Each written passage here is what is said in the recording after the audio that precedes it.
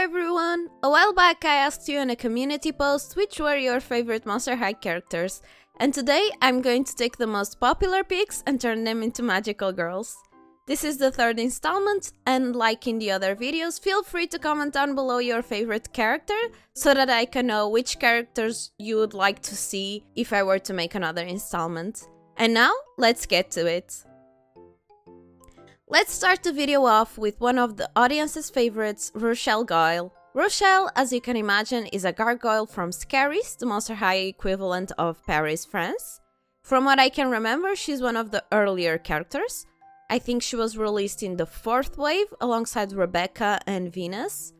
Oh, and I just found this out. According to the wiki, Rochelle, Rebecca and Venus are all roommates, which I think is a really neat touch since they were released together.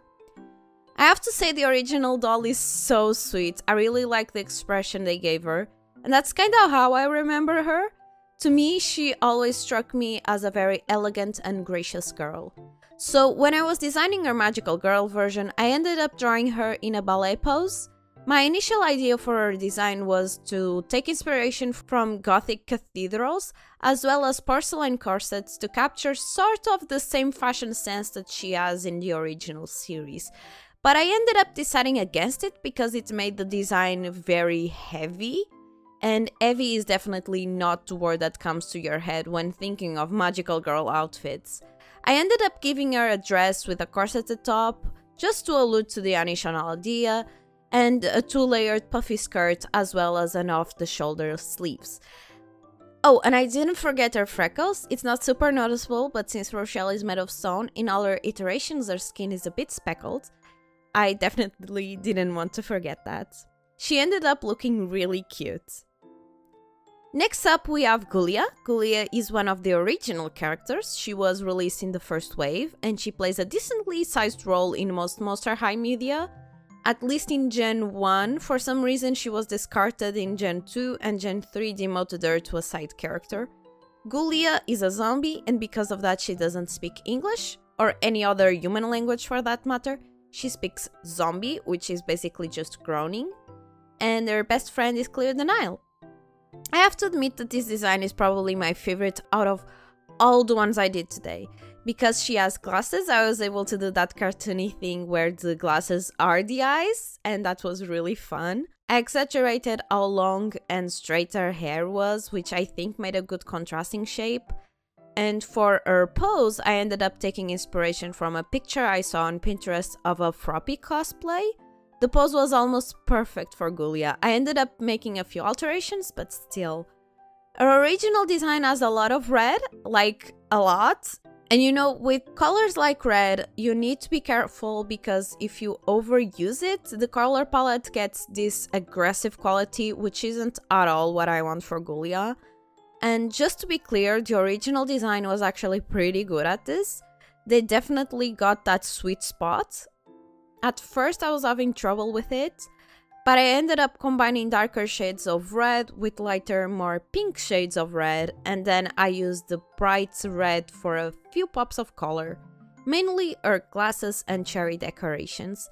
And speaking of cherries, I ended up incorporating a lot of them in her design because she has cherries as a pattern in her top on her original design, and also this design element seems to appear in other ways, in other outfits as well.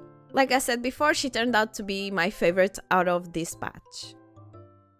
Next up we have Toralei. Toralei is a werecat and she is sort of an antagonist in the Monster High universe.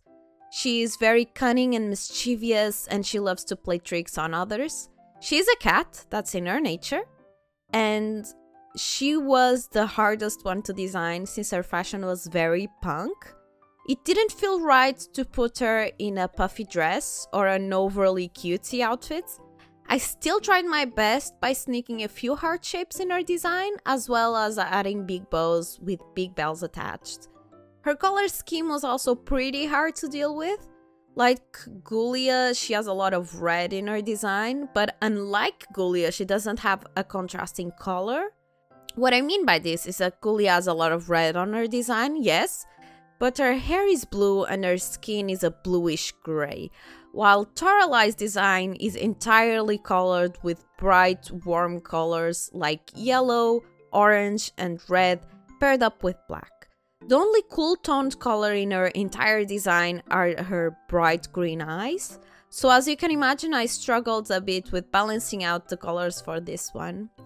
In the end, I don't dislike her design since it does look like Toralei, even if it doesn't feel too magical. Overall, her design is very plain for a magical girl, probably my least favorite of the day, still cute though. And finally, let's work on the audience's favorite girlie, Twyla. Twyla is a boogie monster.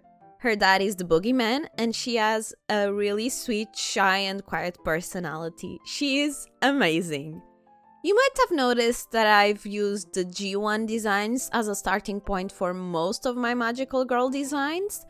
That's because I grew up with G1 and I'm most familiar with those designs and those versions of the characters.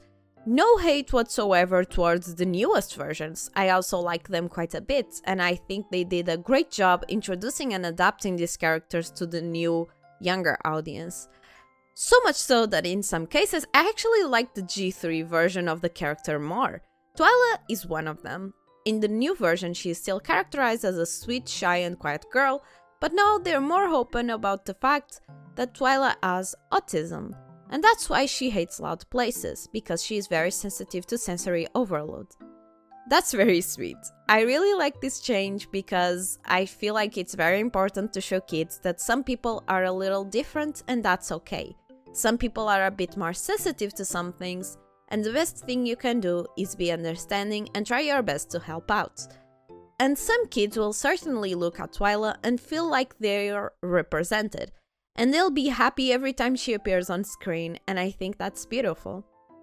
So when I was designing her magical girl version, I designed her after the G3 version. I gave her a very puffy dress based on vintage nightgowns, since she is a boogeyman and deals with dreams and all. The lace in her dress and shoes are very, very fluffy, and I shaped them almost like clouds. I kept her bracelets since I noticed she fidgets with her bracelets a lot when she's nervous. And I also gave her headphones with bunny ears. Bunny ears because her pet is a dust bunny called Dustin, and because some G3 dolls also have given her bunny caps. And I gave her headphones so that she could fight evil without getting overwhelmed by the loud noises. She turned out super cute and sweet, and I truly hope that I made her justice.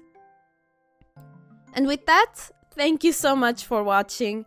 Leave a like and subscribe if you liked the video. If you wanna see more stuff from me, I'm also on Instagram and Twitter at @momopurin_chan. Thank you so much, and until next time, bye!